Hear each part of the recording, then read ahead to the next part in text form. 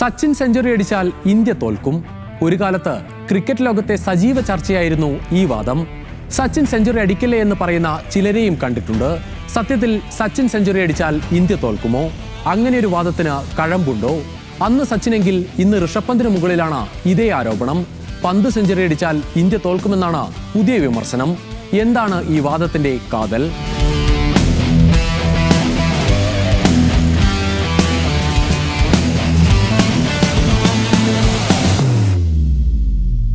അന്താരാഷ്ട്ര ക്രിക്കറ്റിൽ 100 സെഞ്ചുറി പൂർത്തിയാക്കിയ ഒരേ ഒരു താരമേ ഉലകത്തിലുള്ളൂ.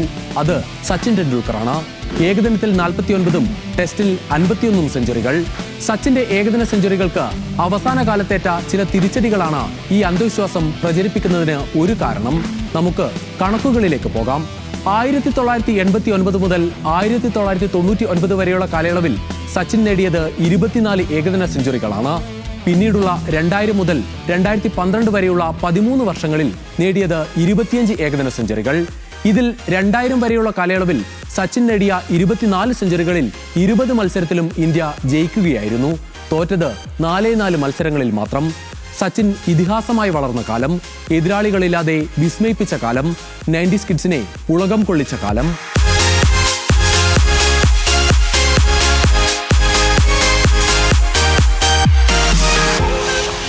സച്ചിന്റെ കരിയറിലെ അവസാന കാലത്തെ 13 വർഷക്കാലത്ത് നേടിയത് 25 ഏകദിന സെഞ്ചുറികൾ.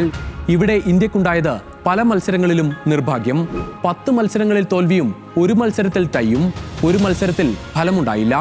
ക്രിക്കറ്റിൽ സച്ചിന് ശേഷം പുതിയ താരങ്ങൾ ഉയർന്നു വരികയും IPLന്റെ കാലത്ത് ക്രിക്കറ്റ് കണ്ടു തുടങ്ങുകയും ചെയ്ത തലമുറയ്ക്ക് സച്ചിനെ പരിഹസിക്കാനുള്ള കാരണമായി ഈ തോൽവികൾ. പക്ഷേ സച്ചിൻ സെഞ്ചുറി അടിച്ചിട്ടും ഇന്ത്യ തോറ്റ മത്സരങ്ങളിൽ മറ്റ് സഹതാരങ്ങളുടെ പ്രകടനം ആരും എണ്ണി നോക്കിയില്ല. നാണക്കേടിൽ നിന്ന് ഇന്ത്യയെ കരകയറ്റിയ എത്രയെത്ര പോരാട്ടങ്ങൾ. ഏകദിനത്തിൽ സച്ചിൻ സെഞ്ചുറി കുറിച്ച 49 മത്സരങ്ങളിൽ 33ലും ഇന്ത്യ ജയിച്ചെന്നതാണ് സത്യം. ടെസ്റ്റിലാകട്ടെ സച്ചിൻ സെഞ്ചുറി നേടിയ 51 മത്സരങ്ങളിൽ 40ലും ഇന്ത്യ പരാജയമറിഞ്ഞില്ല. 11 തോൽവി മാത്രം. 20 സെഞ്ചുറികൾ ഇന്ത്യക്ക് ജയം സമ്മാനിച്ചു. 20 മത്സരങ്ങളിൽ ജയത്തോളം പോന്ന സമനിലയും. ഇന്ന് സച്ചിന്റെ കാലം കഴിഞ്ഞു. ആ കുപ്രചാരകർ പക്ഷേ കളം വിട്ടിട്ടില്ല. ഇന്ന് അവരുടെ ഉന്നം ഋഷഭ് പന്താണ്. പന്ത് സെഞ്ചുറി അടിച്ചാൽ ഇന്ത്യ തോൽക്കുമെന്നാണ് പുതിയ വാദം.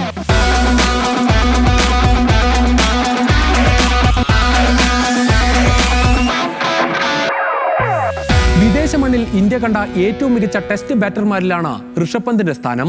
ഈ ചെറിയ കാലയളവിനുള്ളിൽ ഋഷഭ് പന്ത് വിദേശ മണ്ണിൽ നേടിയത് 6 സെഞ്ചുറികൾ. 2018 ഇംഗ്ലണ്ടിനെതിരെയും 2019 ഓസ്ട്രേലിയയിലും 2022 ദക്ഷിണാഫ്രിക്കയിലും ഇംഗ്ലണ്ടിലും ഋഷഭ് പന്ത് സെഞ്ചുറി കുറിച്ചു. ഏറ്റവും ഒടുവിൽ ഇംഗ്ലണ്ടിലെ ലീഡ്സിൽ 2 ഇന്നിംഗ്സിലും സെഞ്ചുറി നേടി. ഓസ്ട്രേലിയയിൽ നേടിയ 159 റൺസ് മത്സരം സമനിലയിൽ എത്തിച്ചെങ്കിൽ മറ്റെല്ലാ മത്സരവും ഇന്ത്യ തോറ്റു. അതായത് വിദേശ മണ്ണിൽ സെഞ്ചുറി നേടി ടീമിനെ ജയിപ്പിക്കാൻ പന്തിന് സാധിച്ചിട്ടില്ല.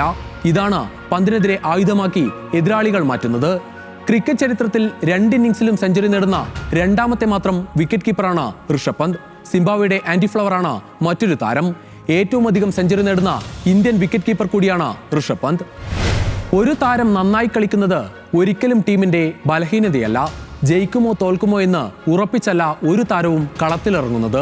സച്ചിൻ ജയിപ്പിച്ച മത്സരങ്ങൾ മറന്ന് സച്ചിൻ സെഞ്ചുറി നേടിയിട്ടും തോറ്റ മത്സരങ്ങൾ ചൂണ്ടി പ്രതിഭയെ അളന്നവർ തന്നെയാണ് ഋഷഭ് പന്തിന്റെ ചോരയും തേടുന്നത്. അവർ ഒരിക്കലും ക്രിക്കറ്റിന്റെ വഴികാട്ടികളുമല്ല. ഋഷഭ് പന്ത് പ്രതീക്ഷ തന്നെയാണ്. എതിരാളികളുടെ കണക്കുകൂട്ടൽ തെറ്റിച്ച് ബാറ്റ് വീശാൻ ശേഷിയുള്ള സ്ഫോടനാത്മക ശൈലിയുള്ള ബാറ്റർ.